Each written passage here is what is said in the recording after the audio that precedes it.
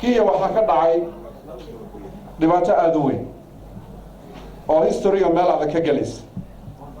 dhibaatadaas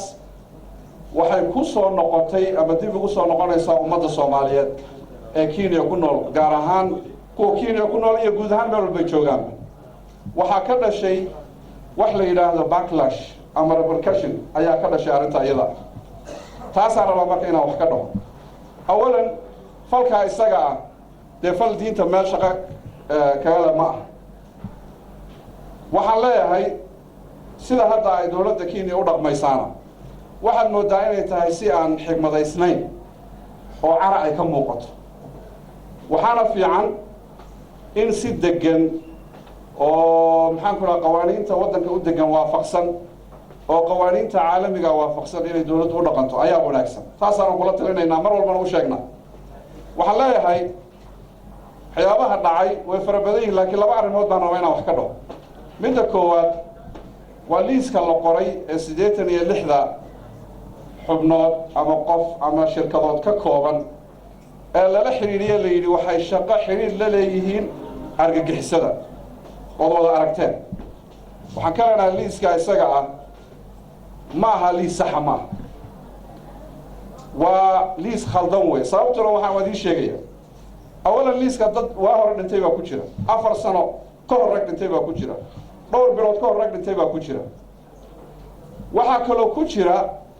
dad culimo ah oo aad taqaanaan oo mar walba ka hadli jira fikirkan qaloocan toosintiisa taasina waxay keenaysaa markaa culimadii iyo dadkii ma taqaan ummadda saxayay ee ummadda hagayay hadii dhinacii kale lagu soo qoro waxa noqonaysaa ruux dhabarka laga toogtay oo kale noqonaysa marka waxa kale oo ku jira xawaaladihii Soomaaliyeed oo ummadan lifeline-ka u ahaa noloshooda dhan ay ku xirnay xawaaladahana sad la socotaan waxay ahaayeen waxay ku shaqeeyaan si sharci ah waxay ka register gareysay Central Bank of Kenya CBK si sharci ah u shaqeeyaan hay'ado isu tagay oo dhowr iyo 10 ah waxay sheegeen in ay soo galiyaan dhaqaale gaarsiisan 1 bilyan iyo 300 kun oo dollar sanadkii inay waddanka soo galiyaan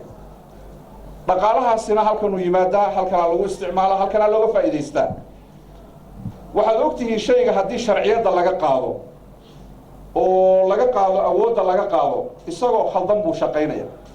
isagoo illegal ah isagoo luqluq ah isagoo aan wanaagsanayn buu shaqeynaya walidaalika waxaan leenahay xawaaladahaasi si sharciga ku shaqeynayeen maxaan ku raahdaa dadka meesha ku qoran intooda badan waa naqaanaa dad waxay u badan yihiin wanaagsan oo dad law abiding citizens dad sharciga u hoggaansan oo nabadda jecel ayay u badan yihiin